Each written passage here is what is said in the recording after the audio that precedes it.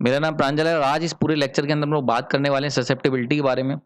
Susceptibility basically दोनों चीज़ों में होती है, यानी कि अगर हम इलेक्ट्रिक फील्ड की बात करते हैं तो वहाँ पे भी हम लोग ससेप्टिबिलिटी को टेस्ट करते हैं, और मैग्नेटिक फील्ड की जब बात करते हैं वहाँ पे भी हम लोग ससेप्टिबिलिटी के ऊपर बात करते हैं, चर्चा करते हैं।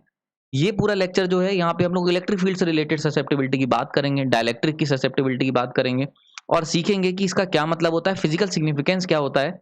थ्योरी तो आपने पढ़ी होगी पर उसका मतलब क्या होता है ये आज आपको सीखने को मिलेगा इस लेक्चर में। चलिए शुरू करते हैं।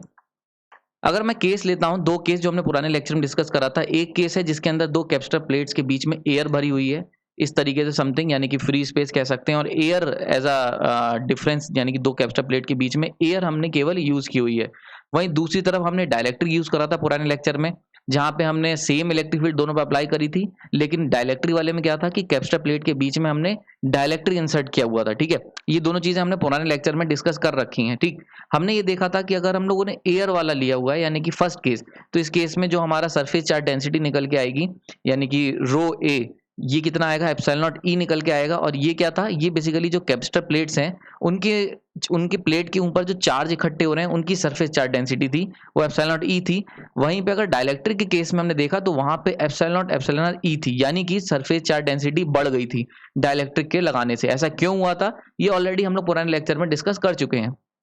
अगर मैं बात करता हूं इन दोनों के डिफरेंस की, यानी कि डाइलेक्ट्रिक इंसर्ट करने की वजह से जो चार्ज डेंसिटी इंक्रीज हुई, उसके अगर मैं उसको निकालना चाहूं, यानी कि दोनों के डिफरेंस की बात करूं, यानी surface charge density of capacitor plate with dielectric और विदाउट डाइलेक्ट्रिक, अगर इन दोनों को मैं डिफरेंस इनका निकालना चाहूं तो वो कुछ इस तरीके से लिख सकता हूं मैं, जहां पे रो डी क्या है, surface charge density capacitor plate की जब हमने डाइलेक्ट्रिक लिख रखा है, और रो ए क्या है, सरफेस चार्ज डेंसिटी कैपेसिटर की जब हमने एयर को यूज किया है, यानी कि कोई भी डाइलेक्ट्रिक यूज नहीं किया है। तो वो कितना निकल के आएगा, सिंपल से हम इन दोनों को सब्ट्रैक्ट कर देते हैं। अब जरा इस इक्वेशन को बड़े ध्यान से समझते हैं। अगर मैं इस इक्वेशन को जो मैंने पीछे लिखी थी उसको यहाँ लिखा है, अगर मैं इन दोनों में रो डी माइनस रो ए, यानी कि इनके डिफरेंस की बात करूं, तो ये जो डिफरेंस है ये क्यों आ रहा है, ये चार्ज डेंसिटी का जो डिफरेंस आ रहा है वो ड्यू टू पोलराइजेशन कारण आ रहा है। ऑब्वियस सी चीज है, पुराने लेक्चर में हमने देखा था कि भाई डाइलेक्ट्रिक के प्रेजेंस में ज्यादा चार्ज इकट्ठे हो रहे थे, जबकि एयर के प्रेजेंस में उतनी चार्ज डेंसिटी नहीं थी। ऐसा क्यों था, क्योंकि डाइलेक्ट्रिक के अंदर पोलराइजेशन का कॉन्सेप्ट था। वहां पे डाइलेक्ट्रिक के जो मॉलिक्यूल्स थे, डाइलेक्ट्रिक के अंदर जो एटम था वो पोलराइज हो जा रहा था इन प्रेजेंस ऑफ इलेक्ट्रिक फील्ड। ठीक है, तो हम यहां से एक बात कह सकते हैं कि रो डी माइनस रो ए, ये पोलराइजेशन को मेजर करा जा सकता है इससे। देखो, अगर हम किसी डाइलेक्ट्रिक की बात करते हैं तो हम कैसे भी करके मेजर नहीं कर सकते उसके अंदर कितना पोलराइजेशन हो रहा है, यानी कि डायरेक्टली आप पोलराइजेशन को मेजर नहीं कर सकते। हाँ, लेकिन हम लोग पोलराइजेशन को in terms of difference between surface charge density of dielectric minus surface charge density of air, इसको अगर हम लोग डिफरेंस की बात करें तो यहां से हम पोलराइजेशन को मेजर कर सकते हैं। ठीक है, ये बेसिकली एक इनडायरेक्ट मेजरमेंट है, लेकिन हमारे पास कोई और तरीका नहीं था। इसीलिए जो डिफरेंस होता है सरफेस चार्ज डेंसिटी में इन प्रेजेंस ऑफ डाइलेक्ट्रिक और इन प्रेजेंस ऑफ एयर, इनके बीच का जो डिफरेंस होगा वो क्यों हो रहा है, ड्यू टू पोलराइजेशन। इसीलिए हम लोग क्या कर सकते हैं, इस इक्वेशन को ऐसे भी लिख सकते हैं, rho D minus rho equal to P. यहाँ पे ये जो पी है ये क्या दिखा रहा है, ये दिखा रहा है आपका पोलराइजेशन। देखो, ये जो निकल के आया है, ये जो पी, ये क्या चीज है, ये दिखा रहा है आपका पोलराइजेशन। पोलराइजेशन, ठीक है, आई होप समझ में आ रहा होगा, क्लियर। तो देखो, जो रो डी माइनस रो ए है ये क्या है, ये सरफेस चार्ज डेंसिटी, यानी कि कैपेसिटर की प्लेट पे जो चार्ज इकट्ठे हुए इन प्रेजेंस ऑफ डाइलेक्ट्रिक, और ये क्या दिखा रहा है, ये सरफेस कैपेसिटर की सरफेस पे, प्लेट पे जो चार्ज इकट्ठे हुए इन प्रेजेंस ऑफ एयर। तो क्योंकि इन प्रेजेंस ऑफ डाइलेक्ट्रिक ज्यादा चार्ज इकट्ठे हुए in presence as compare to in presence of air, तो इसीलिए हम लोगों ने जब इनका डिफरेंस है, तो ये डिफरेंस क्यों आया, ये डिफरेंस ड्यू टू आया है पोलराइजेशन के कारण। इसीलिए हम लोग इनके डिफरेंस को P से रिप्रेजेंट करते हैं, कैपिटल P से, और ये हो जाता है पोलराइजेशन। तो आपके सामने अब फॉर्मूला निकल के आ गया कि पोलराइजेशन का फॉर्मूला क्या होता है, तो rho D minus rho equal to P equal to epsilon naught epsilon R minus 1 into E. ठीक है, अच्छा एक चीज और यहाँ पे आती है, ये जो डिफरेंस है एप्सिलॉन R माइनस 1, यानी कि रिलेटिव परमिटिविटी माइनस 1, इसको हम लोग कहते हैं ससेप्टिबिलिटी। ये तुम्हारी चीज निकल के आती है, ससेप्टिबिलिटी। ससेप्टिबिलिटी का मतलब क्या होता है, ये बेसिकली ये बताती है कि तुम्हारा जो डाइलेक्ट्रिक है वो इलेक्ट्रिक फील्ड के प्रति कितना सेंसिटिव है। वैसे भी हम लोग ससेप्टेबल का मतलब ही यही होता है कि आप कितने सेंसिटिव हो। ठीक है, यानी कि जिसकी ससेप्टिबिलिटी हाई होगी वो डाइलेक्ट्रिक किसी भी इलेक्ट्रिक फील्ड के प्रति ज्यादा सेंसिटिव होगा। जैसे कुछ लोग होते हैं वो इमोशनली ससेप्टेबल होते हैं, यानी कि अगर आप रो रहे होगे तो वो भी आपको देख के रोने लगेंगे, और कुछ लोग होते हैं लेस सेंसिटिव होते हैं। तो जो सेंसिटिविटी होती है डाइलेक्ट्रिक की, ये कौन बताता है, ये ससेप्टेबिलिटी बताती है। इसका मतलब समझते हैं।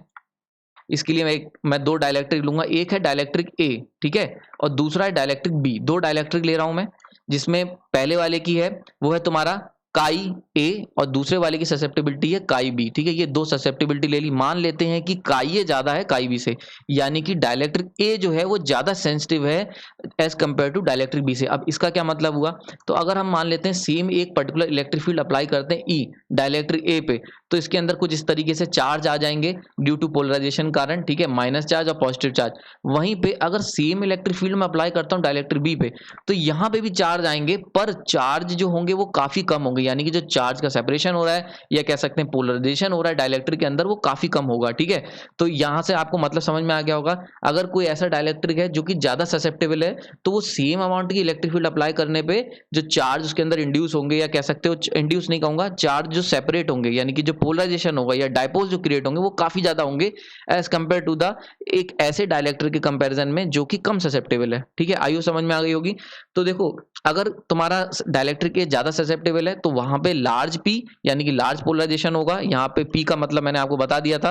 अगर आपका ससेप्टेबिलिटी ज्यादा है यानी कि क्या है, सेंसिटिविटी ज्यादा है। अगर आपकी सेंसिटिविटी लार्ज है, अगर सेंसिटिविटी लार्ज है तो क्या होगा, ज्यादा पोलराइजेशन होगा, large P and large capacitance.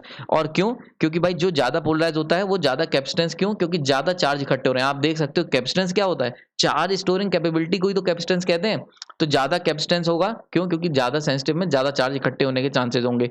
वहीं पे अगर हम बात करते हैं डाइलेक्ट्रिक बी की, तो इसके अंदर स्मॉल पी होगा, यानी कि पोलराइजेशन कम होगा, ऑब्वियस सी चीज है, सेम इलेक्ट्रिक फील्ड अप्लाई करने पे, और स्मॉल कैपेसिटेंस होगा क्योंकि इसमें क्या है, चार्ज का इकट्ठा होना कम होगा। ठीक, आई होप जी समझ में आ गई। अब पिक्चर बिल्कुल क्लियर हो गई होगी ससेप्टेबिलिटी क्या होती है, और डाइलेक्ट्रिक अगर कोई ज्यादा ससेप्टेबल है तो उसका क्या मतलब होता है।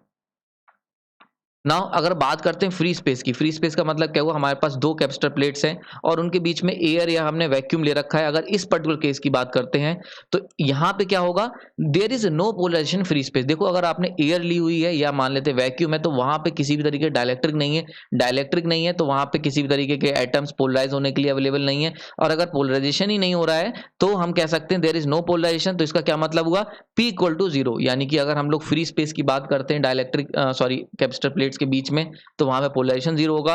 पोलराइजेशन जीरो होगा तो ससेप्टेबिलिटी भी जीरो हो जाएगी, और प्लस आपका जो रिलेटिव परमिटिविटी है वो 1 हो जाएगी। ठीक है, इसको आपको समझ में आ गया होगा। वैसे भी आप देख सकते हो, आपको पता होगा एयर की जो हम लोग परमिटिविटी लेते हैं, रिलेटिव परमिटिविटी 1 लेते हैं, इसीलिए। और काई की जो वैल्यू होती है वो कितनी होती है, एप्सिलॉन r माइनस 1 होती है। ठीक है, और एप्सिलॉन की वैल्यू अगर तुम 1 रखोगे तो ये कितना निकल के आएगा, 0। ठीक है, और बात सही भी है। अगर मान लेते हैं आपके एयर के अंदर कोई मॉलिक्यूल ही नहीं है, या वैक्यूम ले लेते हैं, वैक्यूम में कोई भी पोलराइज होने के लिए है ही नहीं फ्री स्पेस में, तो वो जब वो पोलराइज नहीं होगा तो ससेप्टेबल भी नहीं होगा, यानी कि वो इलेक्ट्रिक फील्ड में कोई उसकी सेंसिटिविटी नहीं होगी इलेक्ट्रिक फील्ड के प्रति।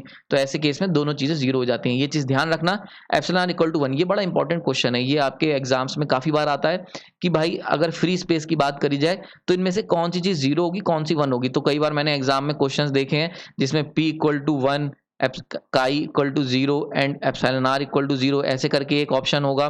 दूसरा ऑप्शन आपके पास होगा एप्सिलॉन r इक्वल टू 1, ठीक है, p इक्वल टू 1 और काई इक्वल टू 0, ऐसे करके बहुत सारे ऑप्शन होंगे। तो आपको ये कॉम्बिनेशन याद रखना है। ठीक है, इसमें अगर आपको ये लेक्चर समझ में आएगा तो बहुत इजीली यहाँ पे गैस कर सकते हो। क्योंकि एयर में कोई फ्री पार्टिकल मैं नहीं ले रहा हूँ, फ्री स्पेस की बात कर रहे हैं। जब भी फ्री स्पेस लोगे तो p इक्वल टू 0 हो गया, पोलराइजेशन वहां नहीं होगा, पोलराइजेशन नहीं होगा, कोई भी सेंसिटिविटी नहीं होगी, सेंसिटिविटी नहीं होगी तो एप्सिलॉन r इक्वल टू 1।